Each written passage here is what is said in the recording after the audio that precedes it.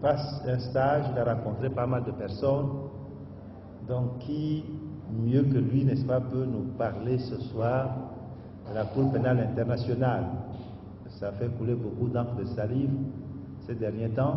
C'est un débat philosophique, c'est un débat scientifique, un débat juridique aujourd'hui, mais c'est aussi un débat politique.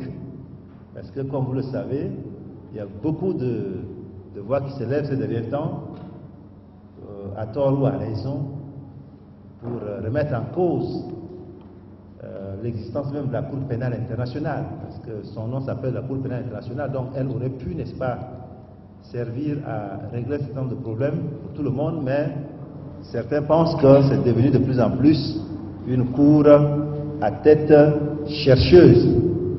Peut-être que lui va nous démontrer tout ça, pourquoi les gens disent que c'est une cour à tête chercheuse, pourquoi le principe même de la compétence universelle aujourd'hui est discuté, peut-être pas remise en cause encore, mais discuté, et c'est l'occasion, n'est-ce pas, que nous puissions discuter également de cette compétence. Est-ce qu'elle a sa raison d'être? Quelle est son implication? Quelle est sa portée juridique, mais aussi politique?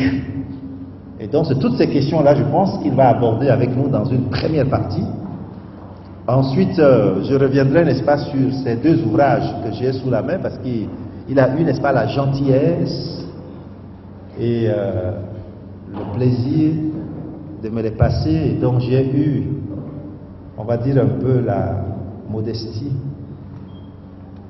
et je veux dire la douceur de les regarder, de les lire.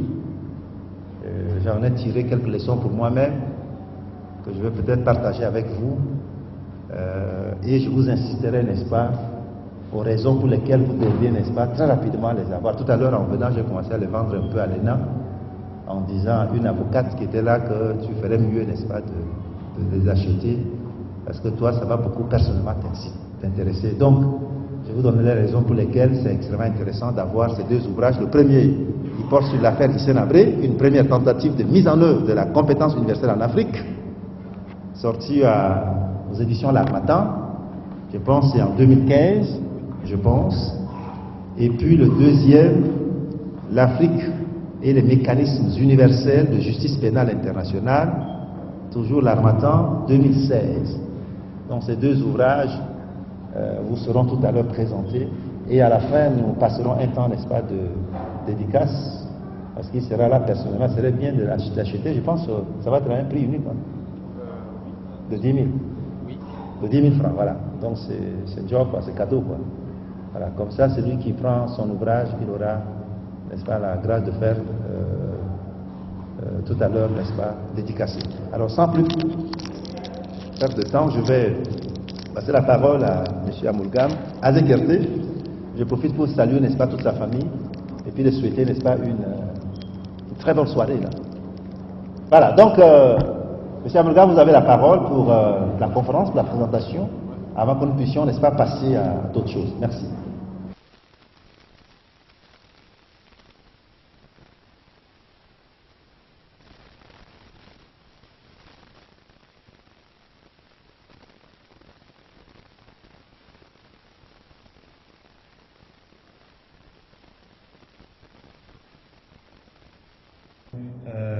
La chance de dédicacer, mais le premier, je pense que vous le connaissez déjà. J'en profiterai également pour revenir sur quelques points concernant le premier ouvrage. Je vais dire ma joie aujourd'hui, d'abord remercier Dr Sidak d'avoir gentiment accepté de modérer cette conférence et cette dédicace. J'apprécie cet homme depuis bien des années, et il y a même des choses que je ne lui ai pas dites, que peut-être je vais lui dire aujourd'hui. Dr Sidak était d'abord mon aîné à l'Université catholique d'Afrique centrale, donc il est passé avant d'aller à la Sorbonne et de faire sa thèse, et ensuite il est revenu comme enseignant à l'Université catholique, où il m'a enseigné le droit de l'environnement. Je crois que c'était la première fois que je l'ai rencontré, et où j'ai fait sa connaissance. Un homme. C'était la première promotion, c'est pas non, c'était pas la première. La deuxième, oui. Donc un homme assez ouvert, très ouvert, facile de contact. et aussi quelqu'un qui m'a inspiré sur le plan scientifique, sur le plan de la recherche, parce que j'ai acquis ses ouvrages. Entre-temps, j'avais une bourse de 50 000 francs par mois et j'ai pris 25 000 francs pour acheter un de ses livres. Imaginez comment j'ai terminé le mois. Pour ceux qui connaissent un peu SOA, c'est BHB, hein, j'ai fini avec BHB. Beignet, bouillie, haricot, hein, vous savez, hein, la formule magique. Et donc, mais j'ai découvert le contenu de l'ouvrage. Je crois que c'était sur la gomme arabique. Je crois que ça provenait de votre thèse, je crois. Et je l'ai lu avec intérêt. Et ça m'a ouvert l'esprit, ça m'a donné l'impression que c'était possible de le faire. Et quelques années, moi aussi, j'ai pu publier mon premier livre. Et vous étiez une inspiration pour moi sur le plan scientifique, mais aussi sur le plan humain, parce que vous m'avez beaucoup donné de conseils. À chaque fois qu'on se revoyait à l'Université catholique, on passait beaucoup de temps ensemble, on parlait, on échangeait des documents et tout. Et donc, vous êtes un exemple en termes de recherche. Vous êtes une inspiration pour nous, jeunes qui vous suivons. Sans plus tarder, nous allons parler de la conférence, donc des défis et des perspectives de la Cour pénale internationale. La Cour pénale internationale, elle est internationale, donc c'est l'affaire de tout le monde, c'est l'affaire de vous, c'est l'affaire du monde entier. Et j'imagine que c'est pour ça d'ailleurs que vous êtes nombreux aujourd'hui, parce que vous vous sentez touchés par cette Cour, par l'actualité de cette Cour. Et c'est tout à fait normal de vouloir en savoir plus, ou bien d'en débattre, ou bien de donner son opinion sur la question. Donc, avant même de parler des défis et des perspectives de la Cour pénale internationale, il convient de présenter la Cour. Il y a un peu trop de lumière, je ne sais pas si vous arrivez quand même à regarder les slides. Je ne sais pas si le technicien est là pour régler le problème. Mais grosso modo, je vais d'abord présenter la Cour pénale internationale, ensuite parler de ses défis, parce qu'il y a beaucoup de questions, il y a beaucoup de questionnements, il y a beaucoup... peut-être qu'on n'a pas toujours l'information juste sur la Cour, peut-être aussi qu'on l'a, et donc aborder les défis, ça permettrait, après avoir présenté la Cour pénale internationale, de comprendre un certain nombre de choses, et puis avant de parler enfin des perspectives. Alors, nous ne pouvons pas parler de la Cour pénale internationale sans parler du développement même de la justice internationale pénale, parce que la Cour est une émanation d'un développement qui a commencé bien des années avant.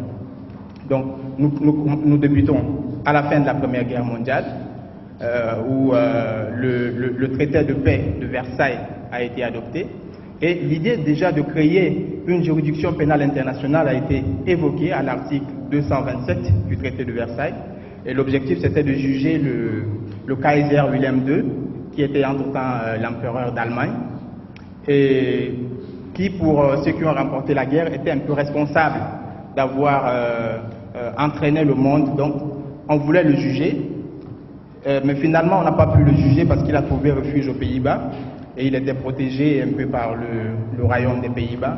On a même tenté de l'enlever pour le faire juger, mais finalement, il ne sera pas jugé. Mais à partir de ce moment-là, l'idée de justice internationale pénale était née. Ensuite, l'idée revient encore de plus belle à la fin de la Seconde Guerre mondiale, et cette fois de manière beaucoup plus concrète, où on crée le tribunal militaire international de Nuremberg et de Tokyo pour juger les grands criminels de guerre.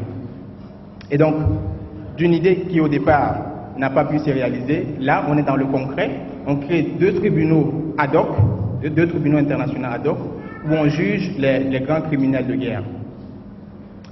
Et ensuite, après la création du TMI de Nuremberg et de Tokyo, on adopte la Convention contre le génocide. Parce que la Seconde Guerre mondiale, on sait, a été marquée par le génocide des Juifs dans les camps de concentration. Et donc on adopte une convention contre le génocide, et dans cette convention-là, on fait mention d'une cour criminelle internationale, mais sans la créer concrètement. Cette cour n'existait pas encore, mais on ouvrait une possibilité pour les auteurs de génocide d'être jugés par une cour criminelle internationale qui en réalité n'avait pas encore vu le jour. Donc après cette convention, il y a eu la guerre froide qui a retardé l'avancement du dossier de la création d'une juridiction pénale internationale parce que les intérêts étaient divergents. Et donc, on n'arrivait pas à s'entendre sur la création de cette juridiction pénale internationale. Mais alors, deux événements majeurs vont amener le monde à se remémorer les crimes de masse de la Première Guerre mondiale et de la Seconde Guerre mondiale. C'est notamment la guerre des conflits armés en ex-Yougoslavie et le génocide rwandais, donc le génocide des Tutsis au Rwanda. Donc le monde était une fois de plus plongé dans un désastre et la communauté internationale, se sentant un peu responsable de cette situation, a décidé d'avancer sur le dossier de la création d'une juridiction pénale internationale. D'abord, l'ONU, par résolution, crée le tribunal international pénal pour l'ex-Yougoslavie et le tribunal pénal international pour le Rwanda, donc pour juger les auteurs de génocide, de crimes de guerre et de crimes contre l'humanité durant ces deux périodes-là. Et la création de ces deux juridictions pénales internationales va amener le monde, et toujours dans le contexte de l'ONU, à avancer dans le dossier, après 93 et 94, de la création d'une justice criminelle internationale qui prendrait en charge ce genre de situations. Parce que le monde a connu la guerre et des crimes de masse à la Première Guerre mondiale, à la Seconde Guerre mondiale, puis on y revient encore au Rwanda en 94 et en ex-Yougoslavie. Et donc on décide de la création d'une cour criminelle pénale internationale à la conférence de Rome qui s'est déroulée entre juin et juillet 1998. Et c'est le 17 juillet 1998 qu'on adopte le statut de Rome créant la Cour pénale internationale. Donc on arrive enfin à la création d'une juridiction pénale internationale. Et elle est différente, on le verra beaucoup plus loin, des autres juridictions qui étaient ad hoc, qui étaient limitées dans le temps et dans l'espace. Le statut de Rome entre en vigueur le 1er juillet 2002, après la ratification par 60 États, selon donc les dispositions du statut de Rome. Donc on a enfin une cour qui existe à partir de juillet 2002 et le siège se trouve à La Haye, aux Pays-Bas, d'où je viens d'ailleurs, et j'ai la chance de vivre un séjour de recherche au sein de la Cour pénale internationale, notamment au bureau du Conseil public pour la défense, parce que c'est en lien avec mes recherches, mais on en parlera beaucoup plus bas. Donc aujourd'hui, la Cour pénale internationale compte 122 États membres, États parties. On était à 123, 124, mais vous savez que le Burundi s'est retiré. Il y a aussi les Philippines qui ont déposé un instrument de retrait. Donc la Cour compte aujourd'hui 122 États parties, dont 33 du groupe des États d'Afrique. Donc les États d'Afrique sont les plus nombreux dans le système de la Cour pénale internationale. Et on peut même croire d'ailleurs que sans la participation de ces États africains, on aurait arrivé difficilement à la création de cette Cour pénale internationale. Donc il y a quand même une volonté, une implication réelle des États d'Afrique dans la création de cette Cour. Le Tchad est parti au statut de Rome depuis le 1er janvier 2007. Donc le Tchad est également fait partie des États partis et donc fait vivre d'une certaine manière cette Cour pénale internationale. Les structures et fonctionnement de la Cour. Alors il faut distinguer les institutions du statut de Rome, les organes de la CPI. Donc les institutions du statut de Rome sont trois. Donc le statut de Rome crée la Cour pénale internationale, crée l'Assemblée des États partis et crée également le Fonds au profit des victimes. L'Assemblée des États partis, c'est un peu l'organe législatif, l'organe décisionnel de la Cour pénale internationale. Donc prend des décisions sur l'adoption du statut par exemple, ou bien la modification des dispositions du statut, l'adoption du budget de la Cour pénale internationale et d'autres décisions vitales concernant la Cour. La Cour elle-même, c'est l'institution judiciaire et le Fonds au profit des victimes a pour principale tâche l'assistance et la réparation des dommages qu'ont subis les victimes des crimes de masse. La CPI compte 4 organes. La présidence, qui est un peu l'organe politique, parce que la présidence entretient des relations diplomatiques avec les États, des relations extérieures avec les États et les autres organisations internationales, et s'occupe également de l'administration interne de la Cour. On a les chambres. Les chambres s'occupent de tout ce qui est justice. Donc les chambres, c'est l'aspect vraiment judiciaire de la Cour pénale internationale. On a la section préliminaire, on a la section d'instance et la section d'appel. Donc ça démontre un peu, cette configuration ressort un peu la procédure pénale de la Cour pénale internationale qui commence par la phase préliminaire, la phase d'instance, puis la phase d'appel. On a le bureau du procureur qui fait partie des organes, enfin, est l'organe peut-être même le plus puissant parce que le procureur dispose de beaucoup de pouvoirs au sein de la Cour pénale internationale. Le pouvoir de mettre en œuvre l'action pénale repose sur le bureau du procureur. Et donc ce bureau joue un rôle capital. Enfin, on a le greffe qui s'occupe de tout ce qui est aspect administratif, la facilitation du travail des chambres, du bureau du procureur, s'occupe également des aspects techniques, l'assistance des victimes, le voyage, par exemple, le déplacement des témoins d'un pays à un autre, parce que généralement les crimes dont connaît la Cour pénale internationale se produisent loin de la Cour pénale internationale. Donc il y a des voyages, il y a des déplacements qui se font, et le greffe s'occupe un peu de coordonner tout cet ensemble. Alors, de façon schématique, la procédure pénale de la Cour pénale internationale débute par la phase préliminaire. Donc la phase préliminaire, il y a 3 modes de saisine de la Cour pénale internationale. Il y a la saisine par les États parties. Donc la personne qui peut porter un crime à la connaissance de la Cour pénale internationale, il y a d'abord les États parties. Donc le Tchad, par exemple, peut décider de saisir la Cour si le Tchad a connaissance de crimes de guerre, de crimes contre l'humanité ou autres, qui relèvent de la compétence de la Cour.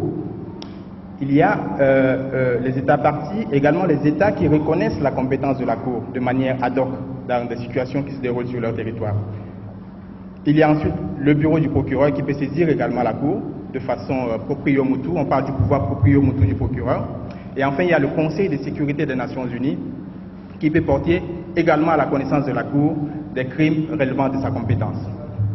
Alors, à la différence, ces 3 modes de saisine, il y a une petite différence entre les 2 premiers modes et celui exercé par le Conseil de sécurité. C'est que pour qu'un État où le procureur saisisse la Cour, il faut que le fait se déroule sur le territoire d'un État parti, ou bien le crime soit commis par le ressortissant d'un État parti. Donc l'action du procureur et des États partis est limitée par la compétence territoriale et la compétence personnelle active de la Cour pénale internationale. Par contre, le Conseil de sécurité peut saisir la Cour de toute situation qui se déroule dans le monde. Donc à travers le Conseil de sécurité, la Cour a comme une compétence universelle, une compétence mondiale. Parce que quel que soit l'endroit, que l'État soit parti ou pas parti au statut de Rome, le Conseil de sécurité est habilité à porter l'affaire. Et d'ailleurs, c'est la situation qui s'est présentée au Soudan et en Libye, parce que ces 2 États ne sont pas partis au statut de Rome, mais le Conseil de sécurité a déféré la situation à la Cour pénale internationale, donc lui a donné compétence pour connaître de ces affaires. Donc, après la saisine, il y a l'examen préliminaire qui est mis en œuvre par le bureau du procureur. Il y a également les enquêtes, toujours menées par le bureau du procureur. Et il y a la phase d'évaluation des charges qui est opérée par les chambres préliminaires. Donc, il y a d'abord une phase de confirmation de charges. Ensuite, on passe à la phase d'instance, qui est la phase de jugement. Il y a aussi une possibilité d'aller en appel. Et enfin, la possibilité d'exécuter les peines. Alors, ce schéma-là, il n'est pas toujours, enfin, toutes les situations, ou bien toutes les affaires ne se déroulent pas toujours selon ce schéma. C'est un schéma global, mais les affaires parfois s'arrêtent au stade préliminaire sans aller à la phase d'instance. Donc, dépendamment de la compétence, ou bien dépendamment des critères de recevabilité de chaque situation. Alors, compétence de la CPI, j'en parlais déjà un peu tout à l'heure. La compétence rationnée temporis de la CPI, donc c'est la compétence temporaire de la CPI, commence à partir du 1er juillet 2002, date d'entrée en vigueur du statut de Rome. Donc tout crime qui a eu lieu avant le 1er juillet 2002 ne peut pas être connu par la Cour pénale internationale, simplement à cause du principe nullum crimen nulla pena sine lege, et même nullum judicium sine lege. Donc c'est pourquoi, par exemple, l'affaire Hissène-Habré n'est pas portée devant la Cour pénale internationale, parce qu'elle s'est déroulée avant l'entrée en vigueur du statut de Rome. Donc, et si on prend la situation ivoirienne la situation libyenne ou bien la situation proche de nous en Centrafrique, ce sont toutes des situations qui se sont déroulées après le 1er juillet 2002 et donc qui rentrent dans la compétence temporelle de la Cour. La compétence rationnelle aussi, ou rationnelle personnelle de la Cour, j'en parlais tout à l'heure, c'est la compétence territoriale de la Cour. Ça veut dire que la Cour ne peut connaître que des situations qui se sont déroulées sur le territoire des États partis. C'est le principe. Si l'État n'est pas parti, eh bien, la Cour n'a simplement pas compétence, territorialement parlant, de connaître de la situation. Mais il y a des exceptions. C'est la situation, par exemple, des Rohingyas, où le crime de déportation a débuté sur le territoire d'un État non parti et s'est poursuivi sur le territoire d'un État parti. Donc il y a comme un crime continu. Donc, normalement, si le crime s'arrêtait sur le territoire de l'État parti, la Cour n'aurait pas compétence. Mais comme le crime s'est poursuivi sur le territoire d'un autre parti, la Cour s'est estimée compétente pour connaître de l'affaire. La compétence rationnelle personnelle, évidemment, c'est dire que si un Tchadien commet un crime de guerre ou un crime contre l'humanité, évidemment, la Cour pourra connaître, la Cour pourra le juger.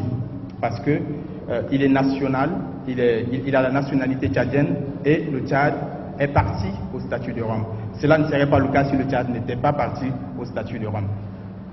La compétence rationnelle matérielle ici renvoie au crime qui relève de la compétence de la Cour pénale internationale.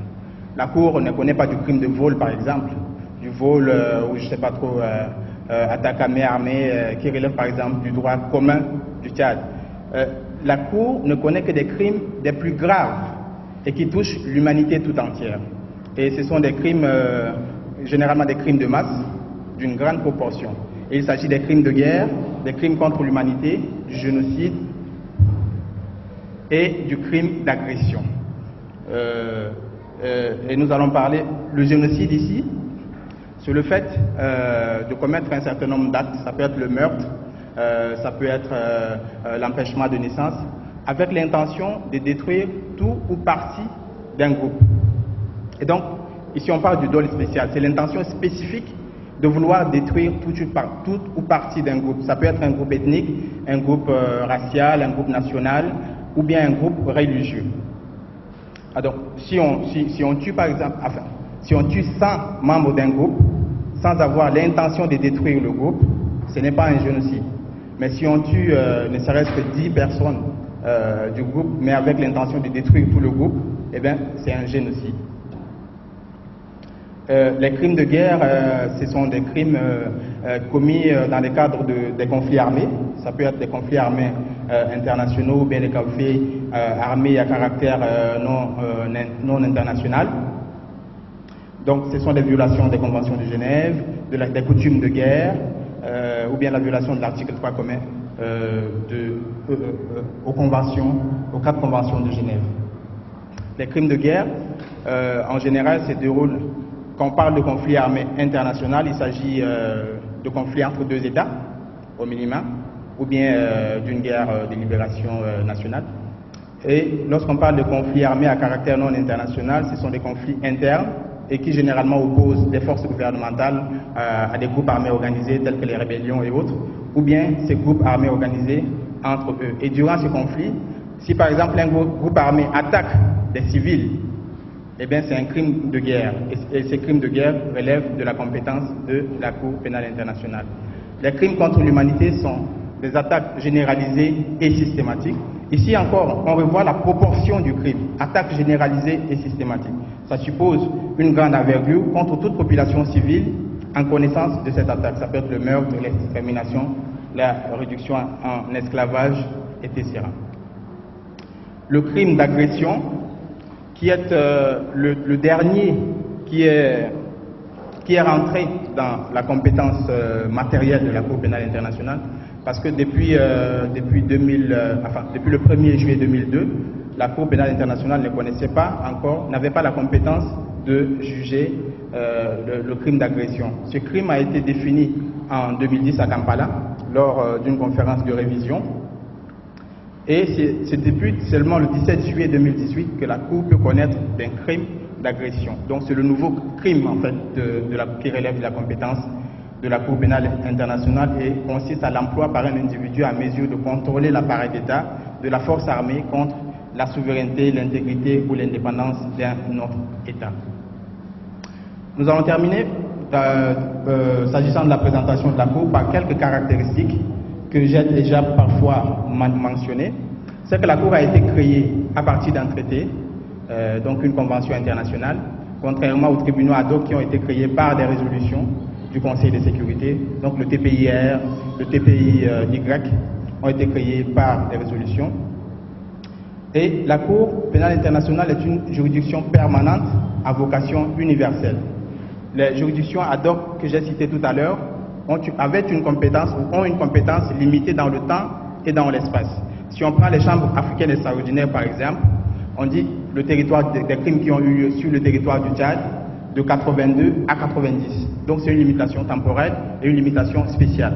Alors que la Cour a une vocation universelle, donc de connaître des crimes qui se déroulent sur l'ensemble des territoires du monde, donc de tous les États du monde. Et c'est une Cour permanente. Il n'y a pas une date de fin comme en 90 pour les chambres africaines extraordinaires. Tout ce qui se déroule après l'entrée en vigueur du statut, le 1er juillet 2002, pourrait relever de la compétence de la Cour. Nullum crimen, nulla pena sine lege. Pas de crime, pas de peine sans loi. Cette Cour a la particularité d'avoir respecté ces principes. Parce que avant, lorsqu'on créait les tribunaux ad hoc, c'était après que les situations soient déroulées. Donc c'était après-guerre, par exemple, après la Première Guerre mondiale, on essayait de juger le Kaiser Wilhelm II. Après la Seconde Guerre mondiale, on crée les deux tribunaux militaires internationaux. Et donc, les juridictions ou bien les crimes sont créés après la commission de l'acte. En principe, c'est une violation du principe de légalité de la loi pénale. Mais la Cour a la particularité d'abord de créer une juridiction, de définir sa compétence et de connaître des situations qui vont se dérouler après l'entrée en vigueur du statut de Rome. Donc c'est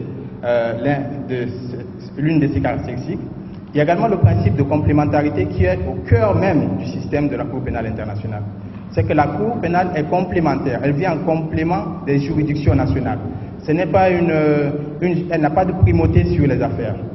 Les États ont d'abord la primauté, la priorité de juger les crimes qui se déroulent sur leur territoire, les États qui ont compétence, ou bien même parfois les juridictions régionales qui ont compétence. Et la Cour n'intervient que si l'État n'a pas la capacité, ou bien n'a pas la volonté de juger. Parce que ce sont des situations qui se déroulent souvent après-guerre. Généralement, l'appareil d'État est mis à terre, l'État est défaillant, incapable de gérer, de juger et tout. Et donc, la Cour prend la relève. Mais si l'État a la capacité et la volonté de juger de ces crimes, la Cour croise les bras et observe simplement.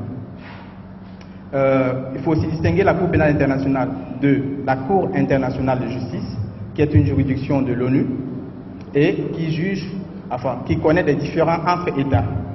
Et la Cour pénale internationale juge des individus et non des États, des individus qui ont une certaine responsabilité pénale. Et la Cour octroie également un grand pouvoir au bureau du procureur, qui est la personne, qui est l'institution qui peut porter devant la Cour toute situation. Alors, de manière brève, présenter le bilan des activités de la Cour aujourd'hui, des examens préliminaires, des situations sous enquête, des procès, des condamnations et des acquittements. Donc on observe vraiment une juridiction, on observe un tribunal qui fait un travail judiciaire comme tout autre tribunal pénal national. Parlons à présent des défis de la Cour pénale internationale. Ces défis relèvent de 4 ordres. Il y a des défis juridiques et judiciaires que nous allons voir en premier lieu parce que la Cour est une institution judiciaire. Il y a après les défis politico-judiciaires. Après ces défis politico-judiciaires, nous verrons les défis financiers et de représentation et nous terminerons par les défis liés à l'information. Les défis juridiques et judiciaires, le premier défi, c'est celui de la réparation. Parce que le système pénal en général, et même celui de la Cour, ne prend en charge la réparation aux victimes qu'après la condamnation. Donc s'il n'y a pas un coupable, il n'y a pas également de réparation. Même si le fonds au profit des victimes fait déjà un travail d'assistance, mais ce n'est pas de la réparation. Et on l'observe également dans l'affaire Hissène-Habré. C'est vrai qu'on a eu un jugement, on a eu un procès, on a eu un jugement à la fin, mais aujourd'hui les victimes ont du mal à obtenir réparation des dommages qu'elles ont subis. Et donc, je pense que même pour la Cour, il faut instituer un système parallèle de prise en charge des victimes, des réparations des dommages subis par les victimes, sans forcément la lier au procès ou bien à la culpabilité. Parce que lorsqu'on parle des crimes les plus graves, donc des crimes qui touchent l'humanité tout entière, je pense qu'il revient à l'humanité également de réparer les dommages qu'ont subis les victimes. Et en premier lieu, lorsque je parle de l'humanité, il s'agit d'abord de l'État, l'État national des victimes, qui doit avoir la première responsabilité de réparer. Parce que s'il y a eu des victimes, c'est parce que l'État a failli d'une certaine manière. Et donc l'État devrait réparer, indépendamment du procès ou bien de la culpabilité. Et si l'État est défaillant, il y a le système des Nations Unies qui représente par excellence la communauté internationale tout entière, la communauté humaine tout entière, qui devrait donc réparer sans forcément s'attacher à la culpabilité. Et même lorsqu'on arrive à un verdict de culpabilité, généralement, ces auteurs de crimes sont des personnes indigentes et n'ont plus de biens. Et c'est parfois à travers l'aide judiciaire même qu'elles supportent leur procès. Et donc on peut bien condamner quelqu'un, mais il n'a pas de moyens pour réparer tous les crimes, parce que ce sont des crimes de grande envergure. Il n'a pas forcément les moyens de réparer ces crimes-là. Donc aux États et aux Nations Unies de prendre cet aspect en compte. Le respect du délai raisonnable dans les procédures. Les procès devant la Cour sont longs, et on fournit plusieurs explications à ça, la complexité de l'affaire, la coopération, parce que les crimes se déroulent sur un territoire autre, parce que la Cour n'a pas de territoire, c'est une Cour pénale internationale. Donc pour aller au Burundi, par exemple, récolter des preuves, il faut que les autorités burundaises coopèrent avec la Cour. Sans cette coopération, il est difficile et même impossible à la Cour de récolter les éléments de preuve. Et donc, cette complexité parfois entraîne la longueur des procédures. Donc, dans Gbagbo, Gbagbo est arrêté en 2011 et aujourd'hui on a un verdict d'acquittement, mais ce n'est pas un verdict définitif encore parce que le procès suit son cours. C'est juste une libération sous condition actuellement. Et donc, la Cour devrait penser à des modalités, peut-être fixer des délais pour chaque étape de procédure afin de réduire, parce que quand quelqu'un passe 5 ans, 8 ans, parfois 10 ans derrière les barreaux sans avoir un jugement définitif, et même parfois à la fin on le déclare non coupable, il aura passé plusieurs années de sa vie en prison. Donc en termes des droits même de la défense, des droits des accusés, il y a une sorte de violation qu'on pourrait observer. Donc la Cour aurait intérêt à réduire la durée des procédures. Alors la sélectivité, c'est une sélectivité apparente, mais il faut se dire que le système même de la Cour pénale internationale est basé sur la sélectivité. Sélectivité parce que déjà, il y a que les crimes, il y a 4 crimes qu'on choisit. Donc c'est déjà sélectif, les crimes les plus graves, crimes de guerre, crimes contre l'humanité, génocide, crimes d'agression. Mais sélectivité aussi, lorsqu'on connaît d'une situation, on choisit généralement les personnes ayant la plus grande responsabilité dans les crimes, ou bien les crimes les plus graves. Et on écarte le reste. Donc ces systèmes de sélectivité, et surtout la sélectivité apparente, donc concernant l'Afrique, parce qu'il y a une sélectivité apparente, on pense que la Cour ne s'intéresse qu'à l'Afrique, en oubliant les autres, même si aujourd'hui la Cour a avancé sur ce point en prenant en compte des situations hors du continent africain. Donc, cette question de sélectivité, à mon avis, Farid Bouridi par exemple, a exprimé le vœu de voir la Cour connaître des jugements beaucoup plus grands, par exemple 20 accusés dans une situation, au lieu de prendre une seule tête pour dire c'est lui qui est responsable. Donc on oublie le subalterne. Le subalterne peut aller commettre des crimes et dire c'est mon chef, c'est mon supérieur hiérarchique. Donc il faut peut-être instaurer un système beaucoup plus global qui prend en compte plusieurs personnes. Common law et civil law. Alors, ces deux systèmes juridiques différents, donc le common law, il est anglo-saxon, le système juridique anglo-saxon, c'est le système qui est dominant au sein de la Cour pénale internationale. Et la civil law essaie un peu de se faire sa place, c'est le système romano-germanique et les États tels que le Tchad appliquent un peu la civil law, qu'on a hérité de la France. Il y a comme une certaine rivalité, mais en fait une réelle domination de la common law.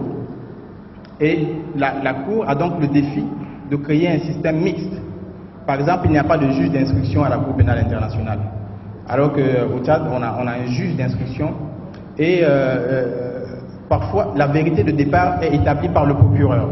Donc le procès appartient aux parties, le procureur et la défense. Ils se battent, le juge il est là, il observe et à la fin il rend son jugement. Alors que dans le système de civil law, il y a un juge d'instruction qui établit la vérité de départ. Donc qui enquête, qui réunit des éléments et tout, et qui rend une ordonnance à la fin, et ça permet aux deux parties, à savoir le bureau du procureur et à la défense, de partir sur une vérité de départ qui ne vient pas d'une seule partie. Parce que même si on dit que le procureur doit enquêter à charge et à décharge, ce n'est pas toujours l'impression que la défense va avoir. Donc peut-être ainsi créer un juge d'instruction au sein de la Cour pénale internationale pour pallier à ce que j'appelle un défi de mixité. Alors, les défis politico-judiciaires. Alors, la Cour pénale internationale baigne dans la politique. C'est vrai que c'est une institution judiciaire, et l'idéal, c'est le judiciaire, mais l'institution en elle-même baigne dans la politique. C'est à travers un traité, donc c'est à travers une décision politique que la Cour a été créée. Et donc, la politique est toujours présente dans le système. Les États sont toujours là, discutant au sein de l'Assemblée des États partis, il y a toujours des influences. Et même quand la Cour veut établir la complémentarité avec des États, c'est toujours des décisions politiques. La volonté d'un État de juger, c'est une décision politique. Et donc, ce défi politico-judiciaire de la complémentarité est partagé entre la Cour et les États. Ils doivent avoir plus de volonté politique pour connaître eux-mêmes des affaires et donc pour éviter à la Cour d'être comme une juridiction de premier degré qui connaît de toute affaire et de toute situation. Le défi paix et justice. Alors, la Cour veut bien se définir comme une institution judiciaire, mais parfois quand elle intervient dans des situations, c'était le cas au Kenya et également au Soudan, ce sont des situations de conflits armés, et même en Ouganda aussi. Et on fait parfois l'effort d'arriver à des accords de coopération. Alors que quand la Cour arrive, elle vient avec le bâton de la justice.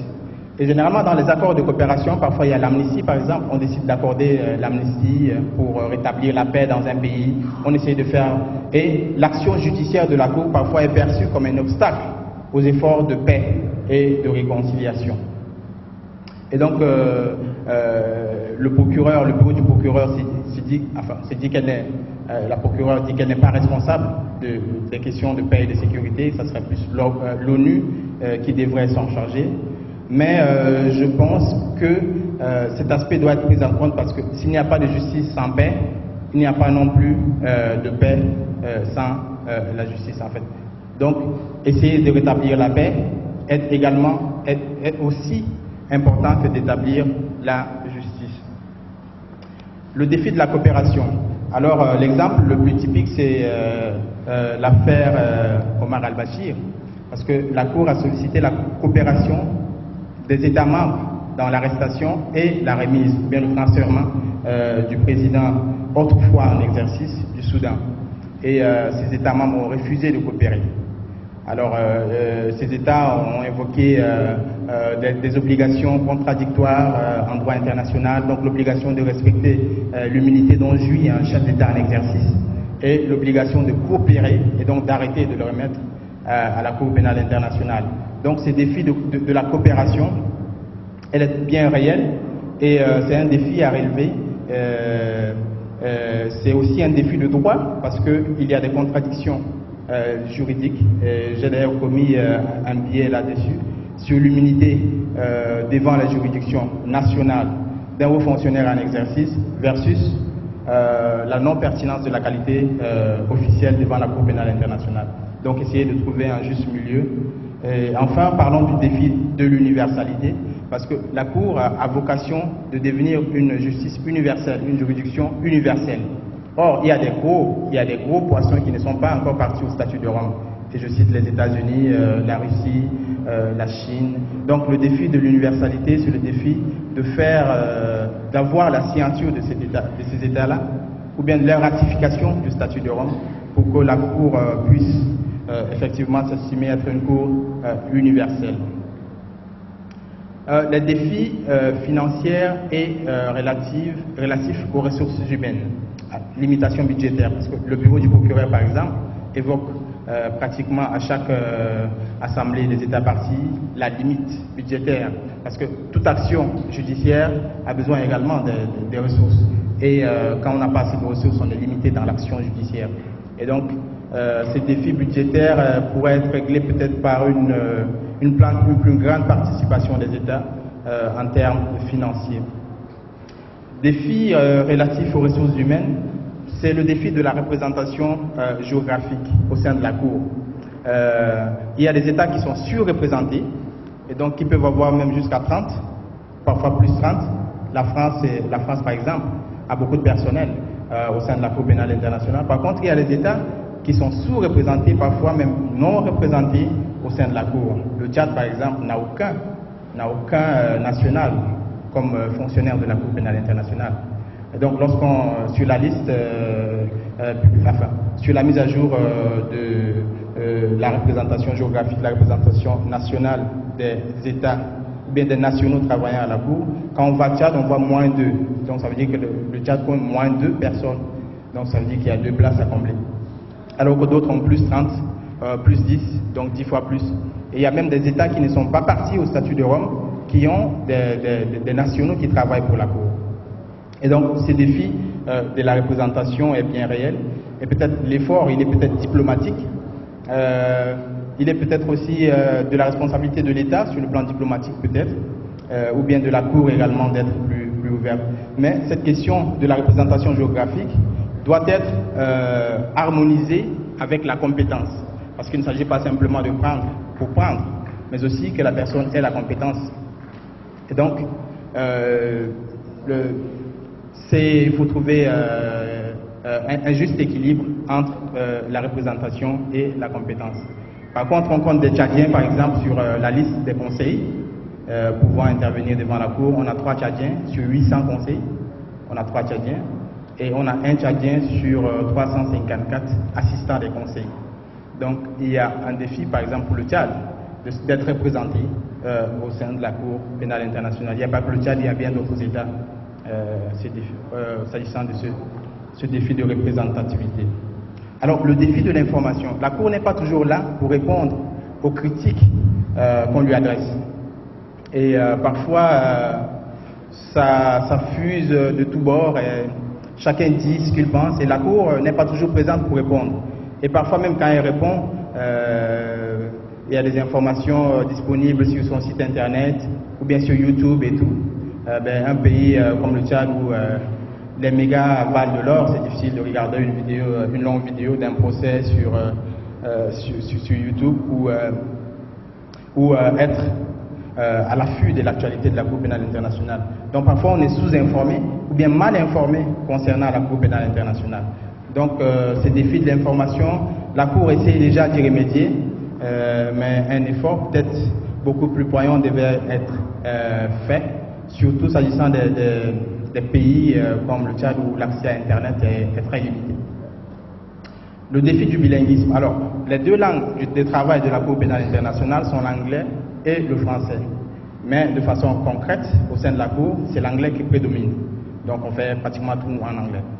Et donc le défi du bilinguisme, ce serait d'offrir beaucoup plus de place aux Français pour rétablir un peu l'équilibre entre les 2 langues.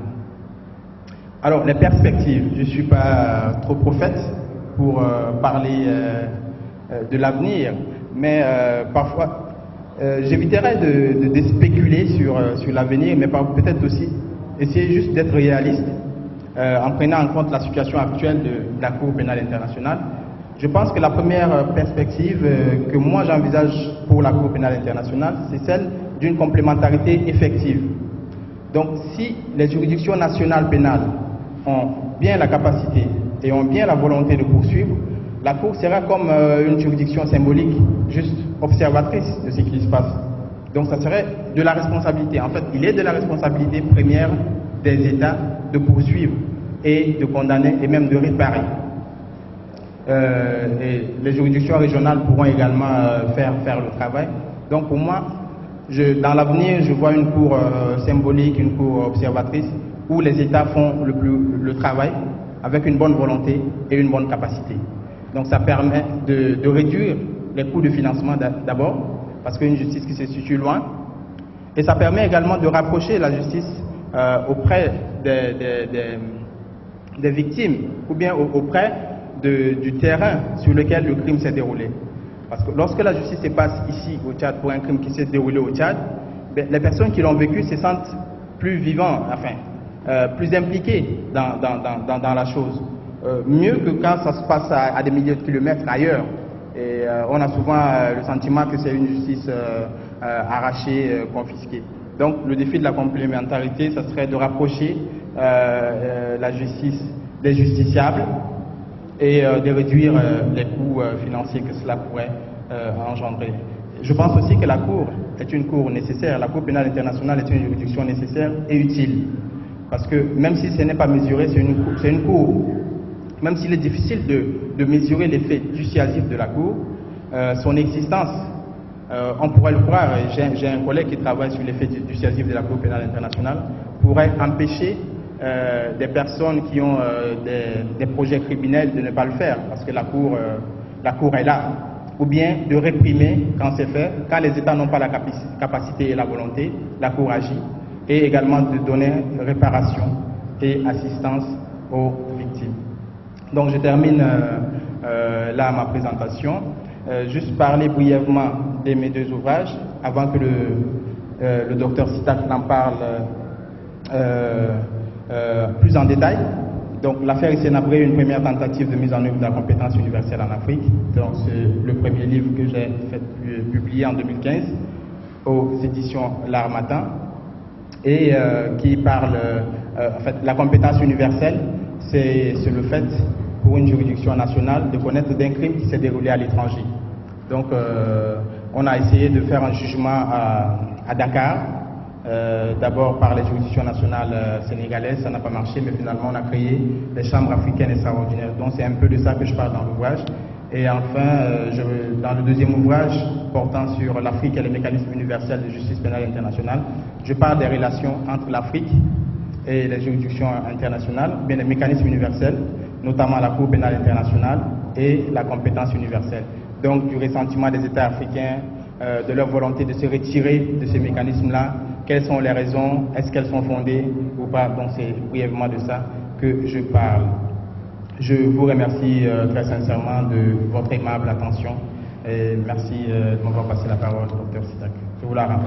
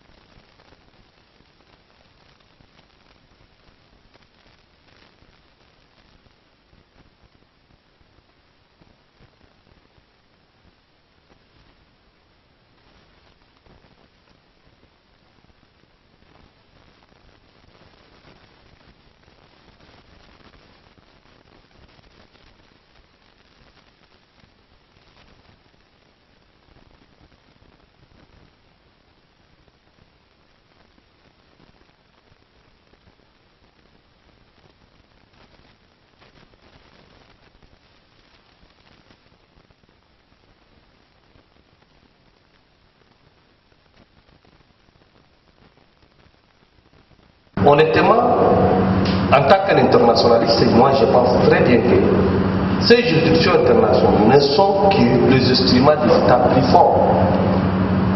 C'est pourquoi beaucoup de pays africains veulent même quitter la CPI. Imaginez un pays comme le Tchad qui ratifie Al-Béchir vient ici, on ne l'arrête pas. L'Afrique du Sud, on ne l'arrête pas. Il voyage comme il veut, tout simplement parce que les Qatar les défendent. Et à chaque temps que la Cour lance des mandats, seulement c'est les pays pauvres ou les présidents déchus, seulement les vaincus. Toutes les différentes juridictions. La plus grande honte de l'histoire de l'humanité, et plus particulièrement de l'Afrique, c'est avec le jugement Habré, que les Tchadiens, dans quelques années bien sûr, parce qu'aujourd'hui tout le monde sont pro-impérialistes. En réalité, ces juridictions sont là pour soutenir les vainqueurs. Imaginez avec ce qui s'est passé en RDC. On cherche tellement les vaincus qu'on les juge. Au Rwanda, mais ils cherchent seulement en Afrique. Là. Non, il y a quelque part un crime contre l'humanité, on va vous soutenir des enquêtes. Certains ont tenté de chercher des preuves ou d'enquêtes sur les soldats américains. Je dis, pensez-vous que la CPI est encore crédible pour le revers qu'elle a eu avec les soldats américains en Afghanistan? C'est la première. La seconde est toujours par rapport à la Cour pénale internationale. Donc je dis, est-ce que la Cour pénale internationale a cédé à la pression du gouvernement Trump? Et qu'est-ce qu'elle a d'international lorsqu'elle cherche à juger uniquement les chefs d'État africains? Je vous remercie. Une évidence pour que ça nous permettrait plus de connaître le fond, maintenant le fonctionnement de la CPI. Bon, je crois que la CPI aujourd'hui c'est une cour, comme ce que vous avez dit, c'est une cour à vocation universelle et c'est dans l'optique d'universaliser les droits de l'homme international. Je crois que l'humanité, pour que l'humanité reste sans avoir de problèmes, sans plus de victimes, tout ça. Bon, moi je crois que moi je suis sur cet aspect, je suis très fier pour que je vois naître la cour pénale.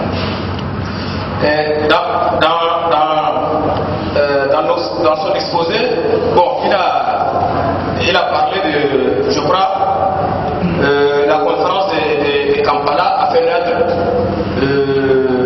Et donc, il y a une sélectivité apparente. Et je comprends l'impression, le sentiment, mais personne ne connaît la stratégie du bureau du procureur. Donc, pour moi, la justice fait son travail, je ne peux pas juger, même si par apparence, on peut parler de sélectivité. Et les victimes, j'en parlais tout à l'heure d'ailleurs, j'ai dit qu'il faut trouver le moyen de réparer les dommages qu'ont subi les victimes, sans forcément rattacher cet aspect au procès. Tel que j'ai pris l'exemple d'Abré, enfin, j'en ai parlé, et même de la CPI. C'est un des défis de la justice pénale internationale, la prise en compte des victimes. Réparer sans forcément penser au procès. Tant qu'il y a victime, ça veut dire qu'il y a eu défaillance de l'État, il y a eu défaillance de la communauté internationale. Prenons en charge ces personnes, si on veut, et faisons le jugement en parallèle, mais prenons d'abord en charge ces victimes. Donc, je le disais tout à l'heure, et merci de revenir dessus, ça me permet de le redire. Alors, le revers, refus de visa, est-ce que la CPI est encore crédible? Les États-Unis sont un État souverain, donc ils prennent leurs décisions enfin, selon la politique. Aujourd'hui, c'est la politique de Trump. Demain, enfin, hier, c'était Obama, et peut-être demain, ça sera une autre politique.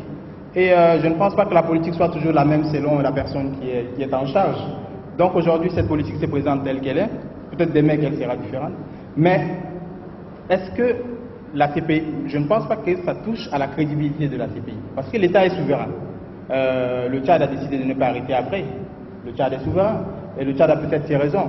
J'ai dit après, pardon, je parle d'Omar Al-Béchir qui venait tout le temps au Tchad alors que le Tchad est parti au statut de Rome.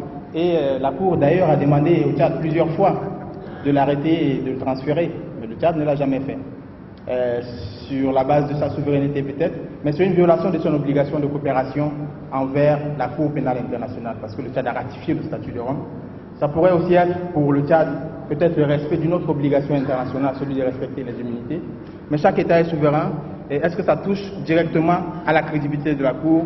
Je ne pense que non. D'ailleurs, moi, je mettrais ça plutôt au crédit de la Cour. Ça veut dire que la Cour ose déranger même ces grands États. Parce que s'ils réagissent comme ça, c'est parce qu'ils se sentent bousculés dans leur position. C'est parce que la Cour s'intéresse à une affaire impliquant des nationaux américains. Et les États-Unis ne veulent pas que la Cour le fasse. Et il y a eu plusieurs menaces avant, plusieurs menaces. Et comme la Cour poursuivait, ou bien le bureau du procureur poursuivait son action, il y a eu des sanctions et tout ça.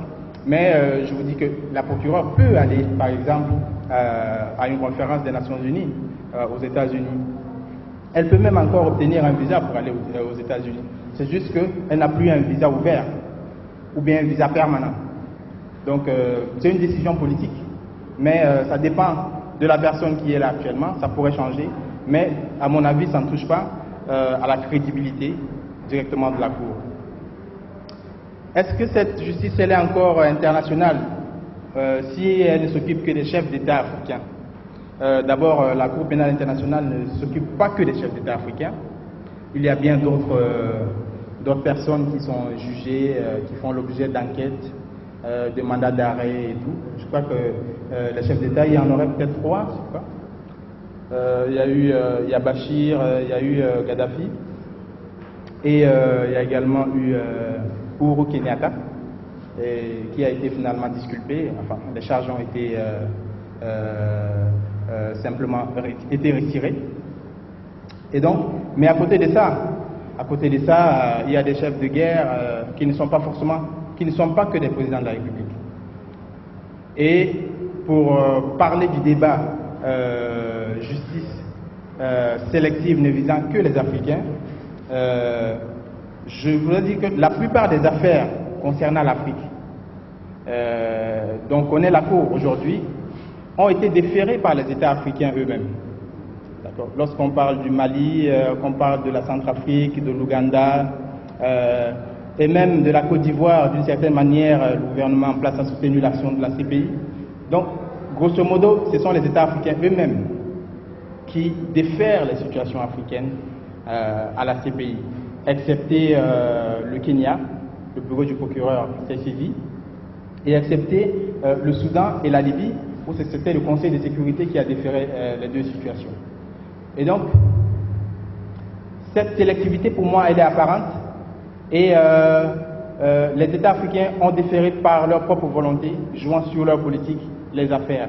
Donc on ne peut pas dire que le bureau du procureur se concentre uniquement, ou bien que la Cour se concentre uniquement sur l'Afrique. Et même les affaires dont s'est saisi le bureau du procureur, la plupart des affaires sont hors du continent africain. La plupart. Lorsqu'on parle du Bangladesh, l'Afghanistan, c'est parti d'une certaine manière de l'action de la CPI elle-même. Et donc cette sélectivité, pour moi, elle est apparente, mais lorsqu'on regarde dans le fond, ça a une explication. Et donc oui, elle demeure une justice internationale. Et l'idéal, le défi de l'universalité, je l'ai soulevé tout à l'heure. Souvent, la politique d'un État, ça dépend des hommes qui sont en place. Peut-être qu'un jour, les États-Unis deviendront État partie au statut de Rome. C'est possible.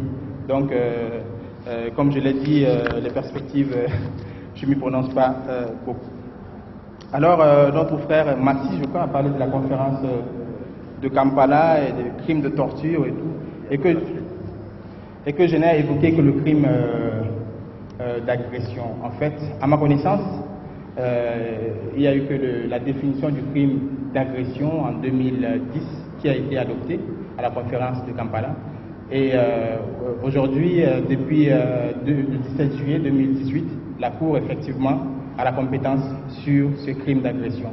Et j'ai cité 4 crimes qui relèvent de la compétence de la Cour.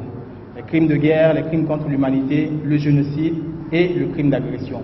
En dehors de ces 4, il n'y a pas d'autres. Alors, les crimes de torture, il y a bien d'autres juridictions qui peuvent en connaître. Il y a le comité contre la torture qui est une quasi-juridiction et qui concerne plus les États et tout.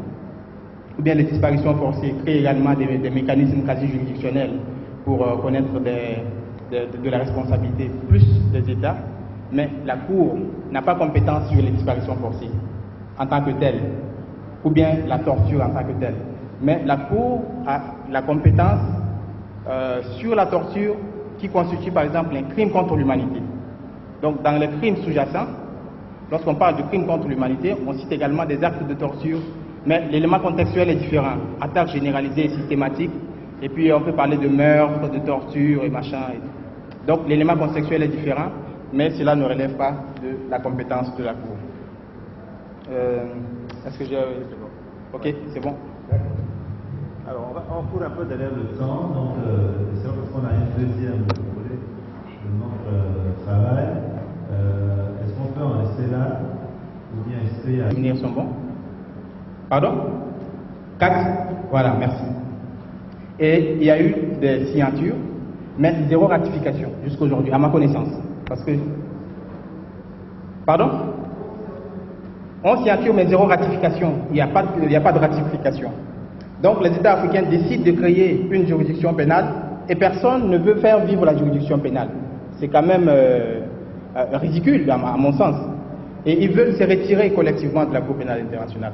D'abord, ils n'ont pas adhéré collectivement à la Cour pénale internationale. Lorsqu'on adhère à la Cour, c'est une décision individuelle d'un État. On y va individuellement. Et si on veut y sortir, on sort individuellement, comme le Burundi l'a fait. Le Burundi a déposé un instrument de retrait. Et un an plus tard, le Burundi n'est plus, est apparti au statut de Rome. Et donc, d'ailleurs, cette communauté de chefs d'État qui parle d'un retrait collectif, il y en a qui ne sont pas d'accord. Il y en a qui ne sont pas d'accord pour se retirer. Donc, au sein même de l'Union africaine, les voix sont discordantes. Donc, pourquoi un retrait collectif s'il n'y a pas eu une adhésion collective? Si quelqu'un veut se retirer, si un État veut se retirer, il n'a qu'à simplement prendre la décision de déposer un instrument de retrait. Et est-ce que c'est une solution? Un retrait collectif? Je pense que non. Non, parce que d'abord, ils sont incapables de faire vivre la juridiction qu'ils ont créée. Depuis 2004, on crée une juridiction, la Cour africaine de justice et des droits de l'homme, parce qu'on a ajouté l'aspect pénal à la Cour africaine des droits de l'homme, la Cour africaine, je crois que c'est des droits de l'homme et des peuples, un truc comme ça, pour que la Cour puisse connaître des crimes de guerre, des crimes contre l'humanité et bien d'autres crimes, parce que la liste, elle est beaucoup plus longue que la liste des crimes de la compétence de la Cour pénale internationale, mais personne ne ratifie. Ça veut dire que la Cour ne verra peut-être probablement jamais le jour. Probablement, puisque je l'ai même déjà mentionné. Et dans le protocole de Malabo, ils reconnaissent l'immunité des chefs d'État comme un facteur opposable à des poursuites. Alors que le statut de Rome reconnaît la non-opposabilité de l'immunité des chefs d'État en exercice. Le protocole de Malabo, je crois que c'est l'article 46 bis, A bis, qui reconnaît l'immunité des hauts fonctionnaires comme un blocage aux poursuites. Donc il y a déjà contradiction à ce niveau-là. Et donc le retrait collectif, pour répondre, n'est pas une solution pour moi. Sauf si on parvient à créer une juridiction, à faire vivre par exemple la Cour africaine de justice et des droits de l'homme, et surtout à ne pas donner carte blanche aux hauts fonctionnaires pour commettre des crimes. Parce que lorsqu'on leur reconnaît une immunité, c'est un peu leur donner carte blanche pour commettre des crimes. Et donc on a besoin d'une justice africaine, beaucoup plus crédible et capable de rendre justice aux victimes. Parce qu'il ne faut pas oublier qu'il y a des victimes dans cette histoire. Lorsqu'on parle de chef d'État, lorsqu'on parle de tout ça, lorsqu'on descend sur le terrain, il y a des victimes, il y a des morts, des milliers de morts, des familles détruites, des villages détruits et des personnes qui recherchent la réparation. Et le travail que fait aujourd'hui le fonds au profit des victimes de la Cour pénale internationale, c'est un travail remarquable. Collecter des fonds, aller vers les victimes, essayer de leur redonner espoir. Il faut prendre en compte les victimes. Il ne s'agit pas de se retirer pour se retirer, mais encore il faut trouver une solution, parce que le mal est là. Et si on ne peut pas trouver une solution au mal, il vaut mieux garder cette solution-là, même si elle n'est pas parfaite, elle répond à quelque chose. Qui se déroule en Afrique, en tout cas, plus ou moins. Donc tout ça, ce sentiment-là a été partagé, n'est-ce pas, par les chefs d'État, a été partagé par l'intelligentsia africaine, a été partagé même par les juristes africains, pour se dire finalement pourquoi toute cette affaire-là c'est que ces pays finalement, elle se dit internationale, mais elle ne s'intéresse qu'aux affaires qui concernent les Africains. Est-ce que les Africains sont faciles à attraper, comme des poissons? Parce que vous avez vu, n'est-ce pas, quand on veut toucher un peu aux gros poissons, les gros poissons disent non, nous on ne peut pas. Hein? Vous avez vu, n'est-ce pas, l'exemple tout à l'heure de Trump, vous-même vous avez cité. Donc là également, il revient dessus. Hein? Pourquoi les gros poissons refusent? Deuxième partie, il essaye de présenter les solutions africaines pour une justice pénale internationale plus juste et plus équitable. Donc toute la deuxième partie de son ouvrage porte sur les solutions. Il présente d'abord la consistance des solutions africaines. La consistance. Donc toutes les solutions, tout ce que nous avons dit tout à l'heure, le protocole de Malabo, il va dans le détail, il explique ça. Donc vous avez là les réponses, n'est-ce pas, à vos préoccupations, à vos problèmes. Donc vous voulez, n'est-ce pas, répondre, si vous voulez, n'est-ce pas, comprendre tout ça se trouve dans le petit ouvrage là, qui n'est pas trop long et qui est très facile à lire. Et ensuite, il ne s'arrête pas simplement en présentant les solutions que les pays africains, ou bien les États africains, à travers l'Union africaine, est en train de mettre en place pour contrecarrer la CPI, c'est ça, non? Et puis, il présente dans la deuxième partie la portée de ces solutions africaines, où il s'interroge, d'accord, c'est bien, une cour africaine de justice des droits de l'homme, c'est bien tout ça, parce qu'aujourd'hui, on a renforcé cette cour-là, en énumérant clairement même le champ d'application, c'est ce que j'appelle le champ d'application. On a même défini le champ d'application, où on a ramené même le terrorisme même dedans. Je salue la présence d'ailleurs de mon ami Al-Kassim, qui travaille beaucoup sur ces questions de terrorisme. Mais aujourd'hui, on a ramené même dans le champ d'application le terrorisme, également même au niveau de la Cour africaine, c'est ça, non? Et tout ça, il dit c'est une très bonne chose, mais comment on va arriver finalement à faire en sorte que cette Cour-là fonctionne? Comme il vous l'a dit tout à l'heure, si cette Cour a été créée depuis longtemps, et si elle n'a pas été fonctionnelle, comment est-ce qu'on peut croire que justement elle va aujourd'hui fonctionner? Vous avez aujourd'hui par exemple le génocide. C'est ça, non? Génocide, vous avez les crimes contre l'humanité, les crimes de guerre, les crimes relatifs au changement anticonstitutionnel du gouvernement. Ça, c'est quand même intéressant, hein? Si vraiment la Cour africaine avait les moyens et qu'elle faisait tout ça, personne n'a besoin d'aller à la CPI. C'est ça, non? Parce que ça, c'est les vrais problèmes en Afrique. C'est-à-dire, on change les constitutions comme on veut, ceux qui arrivent nous disent qu'ils sont venus, n'est-ce pas, pour établir, et après ils s'installent, eux-mêmes ils les changent 10 fois, 40 fois, alors qu'ils ont combattu ceux qui sont avant parce qu'ils voulaient changer, alors finalement on ne comprend rien, quoi. Comme ce qui est en train de se passer, n'est-ce pas, en Guinée, Conakry, où quelqu'un qui a passé tout son temps, n'est-ce pas, dans l'opposition, il arrive au pouvoir et aujourd'hui il devient le plus grand dictateur. Alors on se demande, mais finalement, à quoi ça sert l'opposition, tous ces gens-là? Parce qu'ils veulent changer encore la constitution pour rester encore, pour un troisième mandat. Donc tout ça on a mis dedans.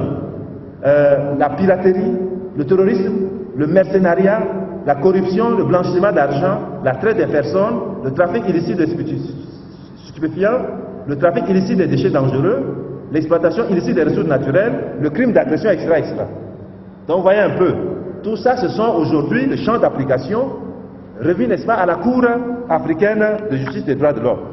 Donc il suffit simplement que les États africains, que l'Union africaine donne les moyens, non, simplement à ceux-là, et on va arriver aujourd'hui à régler. Et il termine en disant même d'ailleurs que c'est une façon de quitter la CPI, d'une manière ou d'une autre. Parce que si aujourd'hui tout ça fonctionne, on n'a même plus besoin de demander à tous les États, n'est-ce pas, de se retirer de manière...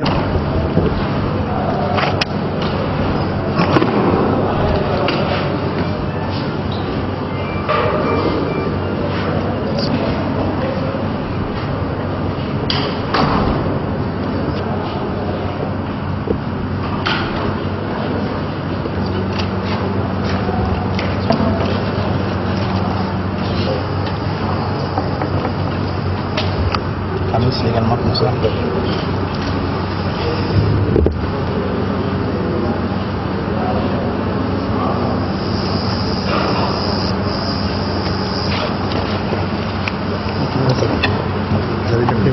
C'est maintenant que c'est le corps de la mort.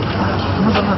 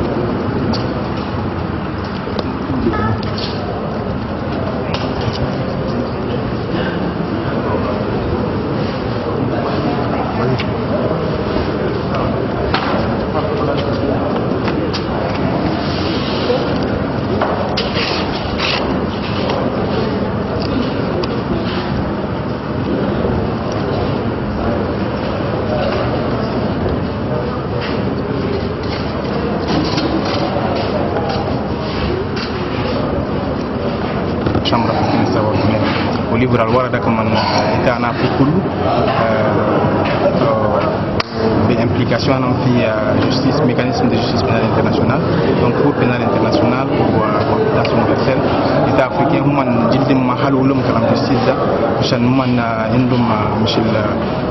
indum sentiment gal michel human bas gay juger human ou da bas da woro ya muru kullu min mécanisme dolla wara ma gidro man créer justice africaine da kullu ma gidro ratifier les yabga effectif. Donc da bas kalam sujet à abordé في livre.